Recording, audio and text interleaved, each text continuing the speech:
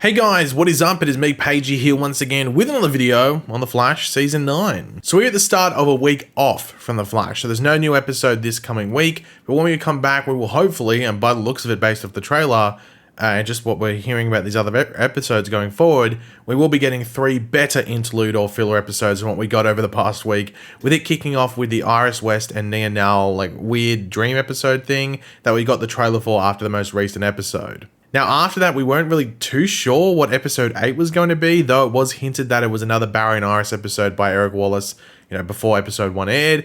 And funnily enough, the episode sounds like it's similar to what we saw in episode 1. But it was suggested it was going to be like a murder mystery or something like that. But something we got recently that we will be covering in this video doesn't really align with that. But maybe it's just not what they focus on in this teaser that was dropped. I don't know. But we also got some first teasers and information for the Oliver Queen return episode that will also feature Diggle, Wally West, and Bloodwork also coming back. So yeah, decent amount to go over in this video. But of course, throughout the video, be sure to let me know in the comment section down below your various thoughts on what we go over. Very curious to hear what you guys have and any theories and predictions that you might have in regards to the stuff we go over. And of course, you're going to enjoy the video, want to show support, drop a like on the video. It takes 2 seconds. But the first thing to go over is a bunch of new episode titles that came out alongside the release dates for said episodes, which give us the reveal of the next break. So we knew that there was 3 weeks of breaks within this season. Of course, we have the first week coming right now, this coming week. There's no new episode, but there was another, 2-week gap at some point, whether it was one period of 2 weeks off or 2 periods of 1 week off, whatever it was going to be. And it looks like we're getting 1 period of 2 weeks off.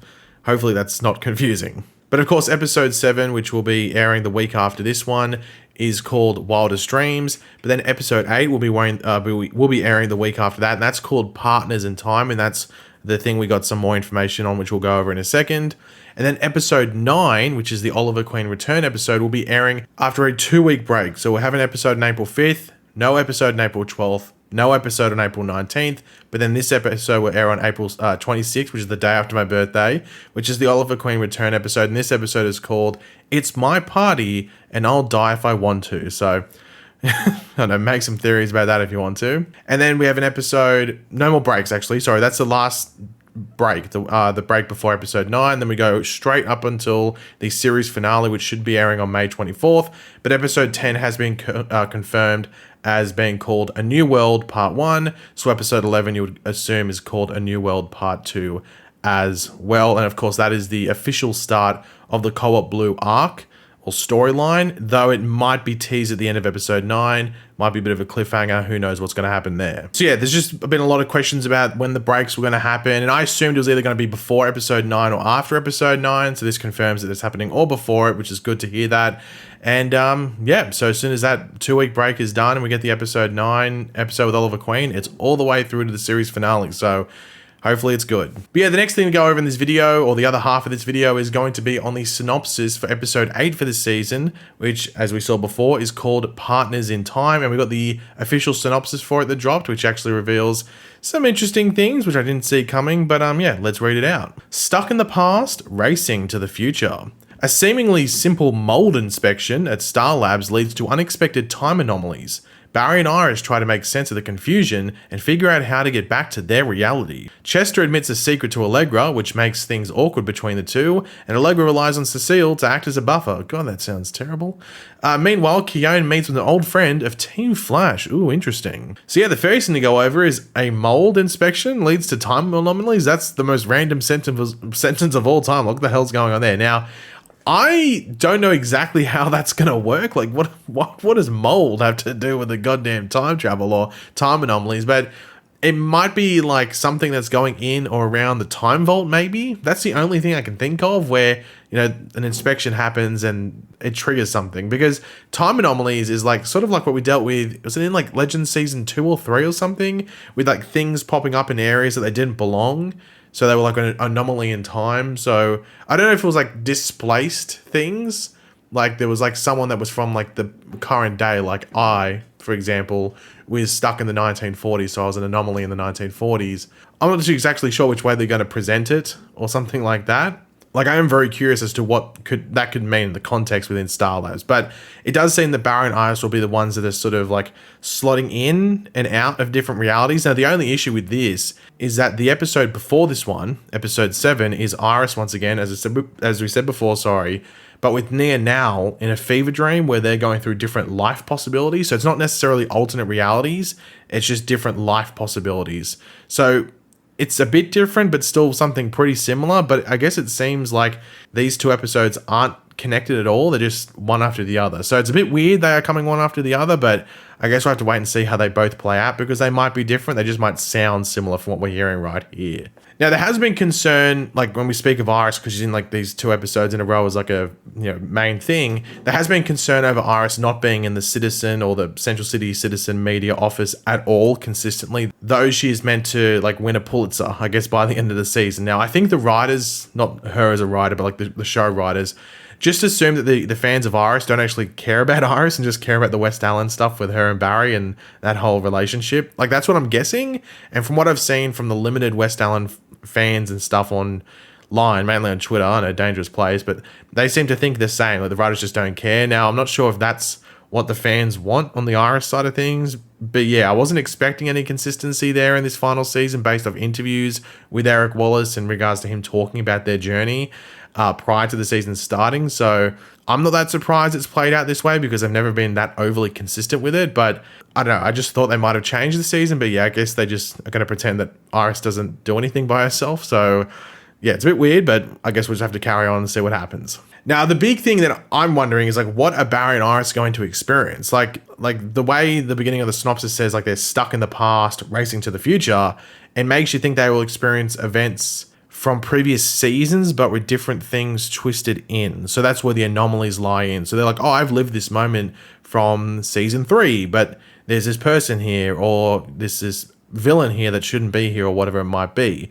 Like, that's what it sounds like it might be going on in this episode. Also, it also sounds like they might all be playing out in Star Labs or something like that. So it's an all Star Labs episode, but they're going to like different main things that we've seen in previous seasons, but with changes there. It's hard to tell exactly how it will play out, but that's what it sounds like. I mean, it should be interesting regardless. Like, this definitely piques my curiosity. But if you have any other thoughts around what it might mean, let me know. Because I don't know if they're going to go outside of Star Labs, just based off the fact that the problem is rooted within Star Labs with this apparent mold inspection. So it sounds like all these events will be playing within the actual Star Labs area or like the Cortex or whatever it's going to be. So I don't know, if you have any thoughts, let me know in the comment section down below about what's going on here. Now, it does mention Chester, Allegra, and some Cecile crap. Now, hopefully, and based off, a track record, when we look at synopsises, the main thing is always the first half of the synopsis most of the time, and then the stuff afterwards is only maybe a couple of scenes, maybe 2 or 3 scenes combined. So I am hoping, I think everyone's got their fingers crossed, hopefully if you're watching this, cross your fingers, that this Chester, Allegra, and Cecile crap is only 2 scenes, maybe 3 scenes tops. I don't think it's going to be more than that. I saw someone make a joke that like Chester's going to I don't know, it was something about Chester being a virgin or something, and that's, I don't know, that it was a weird thing I saw on Twitter. I don't think that's what's going to happen, but someone said that on Twitter, and I was like, oh my god, Eric Wallace would probably do that, wouldn't he? But anyway, yeah, hopefully it's only 2 or 3 scenes tops. I don't think it's going to be more than that. But yeah, the fact they're bunching them together sort of highlights everything. But anyway, who cares? Hopefully it's not that big of a focus. And the last thing definitely got a lot of people's interest due to a choice of words.